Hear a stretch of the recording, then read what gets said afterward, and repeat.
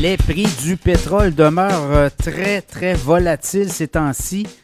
Et pour cause, avec ce qui se passe du côté d'Israël, Gaza. Israël qui pourrait entrer à Gaza, là, c'est imminent. On pense qu'il pourrait y avoir une attaque ou à tout le moins... alors là, tout ça inquiète et ça rappelle aussi que la prime du Moyen-Orient, Proche-Orient, n'est jamais trop loin dans le prix du pétrole, même si on a vu des prix baisser. Le prix du baril de pétrole, WTI, c'est la référence qu'on a en Amérique du Nord. 79 et 61 au moment où je vous parle. Il y a quelques semaines, le prix du pétrole était autour des 85, 86, 87. Donc, il y a eu une accalmie, mais quand même, depuis quelques jours, ça repart vers le haut. Côté du Brent, on est à 84,20 en hausse de 62 cents. Mais tout ça pour vous dire que c'est très inflammable et tout est lié à ce qui pourrait survenir dans la bande de Gaza. L'armée israélienne a mené des frappes aériennes au cours des dernières heures. Et là, on dit qu'on voudrait accentuer la cadence. Imaginez, donc on est là. Toujours la situation très compliquée avec l'Iran également.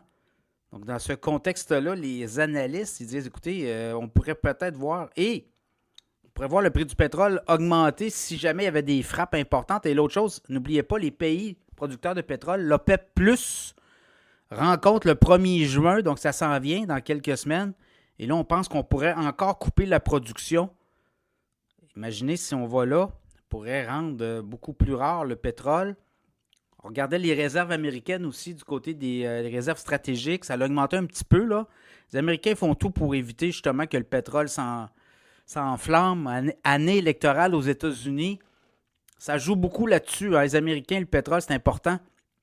L'essence, et là, si jamais le baril de pétrole explosait ou l'essence, le prix de l'essence explosait aux États-Unis pendant la campagne électorale, imaginez, ça pourrait faire très mal à Joe Biden. Donc, on veut éviter tout ça.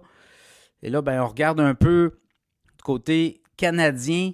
Il y avait Suncor qui dévoilait ses résultats financiers. Mais avant de Suncor, je vais vous parler de Trans Mountain parce que c'est l'oléoduc qu'on vient d'ouvrir. Là. Au 1er mai, on a inauguré cet oléoduc-là et on dit que c'est 20%, entre 17 et 20% de la capacité totale d'exportation du pétrole canadien qui pourrait transiter par ce oléoduc là, qui part de l'Alberta et qui s'en va en Colombie-Britannique pour être mis sur des bateaux.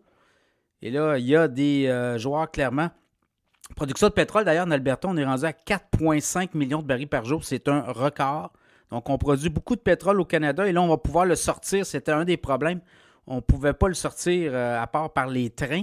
Mais là, on va pouvoir le sortir une bonne partie par cet oléoduc-là. Et là, dans le cas de Suncor, résultat financier, on a produit 835 000 barils par jour durant le trimestre. Et on a même atteint, on avait une production des sables bitumineux, le 785 000 des sables bitumineux et total la production de Suncor, 835 000. Également 1,6 milliard de profit net. Imaginez, en 3 mois, on avait fait 2 milliards le même trimestre l'an passé. Donc, ça fait en sorte que le titre de Suncor montait là, autour des 54, 95, 55 $. Titre, quand vous regardez là, dans l'historique de Suncor, là, on était monté à 52,78 le 10 juin 2022. Mais depuis ce sommet, et là, peut-être le sommet de 2... Même à ça, je regardais le titre en 2008. Là, le baril était monté à quoi? À 100, plus que 100 $. Avant la chute, là, on était à 69,46 $. Donc, on s'en va vers les 55 $ dans le cas du Suncor avec un dividende de 4 %. Voilà. Donc, le prix du pétrole, très volatile et soyez pas surpris de voir ça s'enflammer au cours des prochaines semaines si jamais la situation se détériore au Moyen ou au Proche-Orient.